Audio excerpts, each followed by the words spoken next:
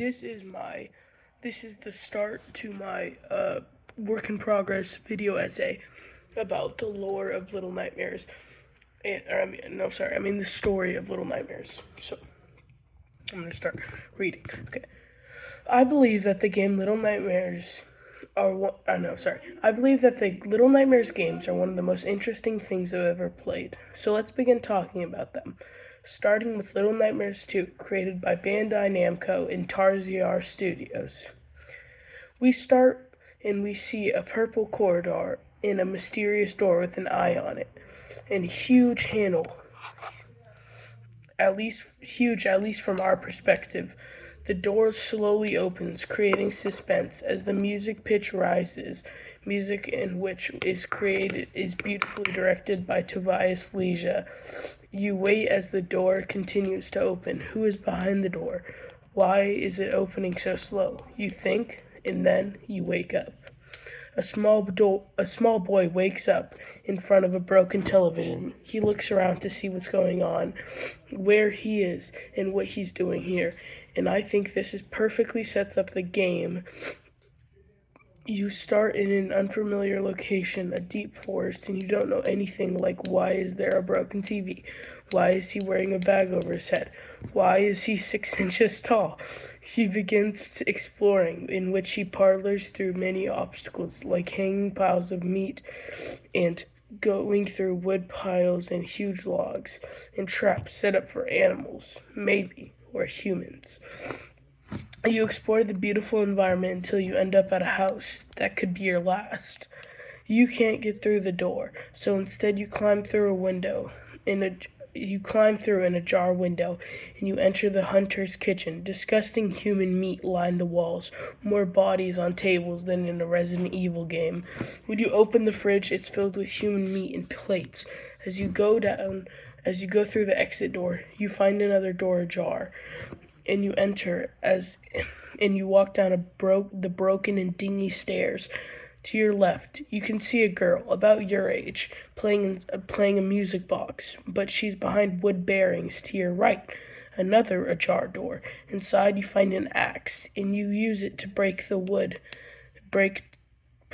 the wood to get to the girl, in an obvious reference to Jack Nicholson's character in The Shining.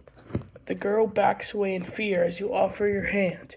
And that bitch acts like she's about to take your hand, but then she just runs away. Like, at that point, personally, I'd leave the house right then and there.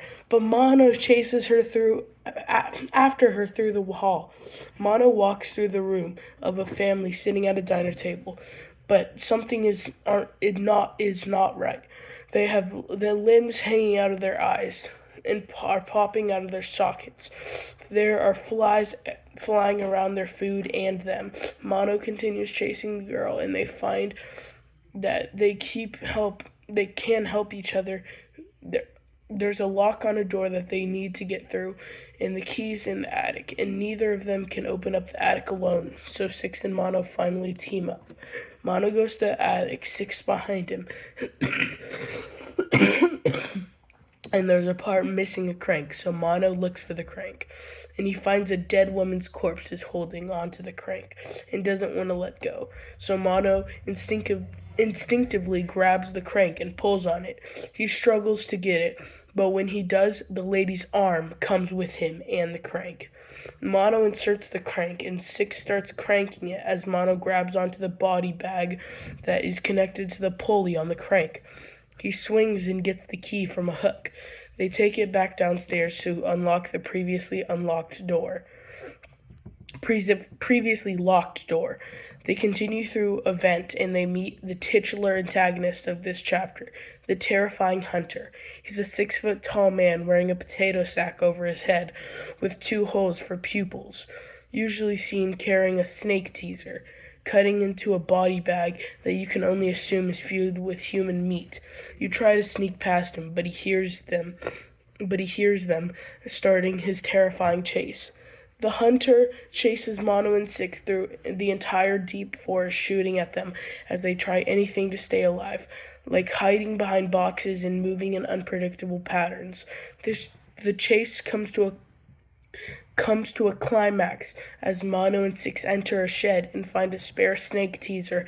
They both pick it up. As the hunters bangs on the door, trying to get in, they bust a slug in his punk ass. They continue their journey throughout the woods, and they find some driftwood to hitch a ride on, and they sail across a lake and arrive at a school. End of chapter 1. Honestly, this chapter was one of my favorite chapters. I love the setting of a dark forest, and I love how freaking cool the hunter looks. In my opinion, chapter 1 is a 9.5 on the Big LB scale. Now let's go over concepts for this chapter and scrapped ideas. Originally, the hunter's chase would have at the start of the hunter's chase, he would have climbed onto a watchtower and would shoot at Mono and Six from above. Secondly, the hunter's death scene he was originally standing inside the shack with you, as he would get stuck and his mask would come off in some manner, and you would have shot him in the head and saw it. This was most likely changed to be mostly off screen for the Peggy 16 rating. I hope you guys like this, and if you think I should continue this, please tell me. Also, if you think like ChatGPT wrote this, hold on, let me show you. I don't think I know how do you check the Google Doc history, but I put like an hour of work into this. I really hope you guys like this.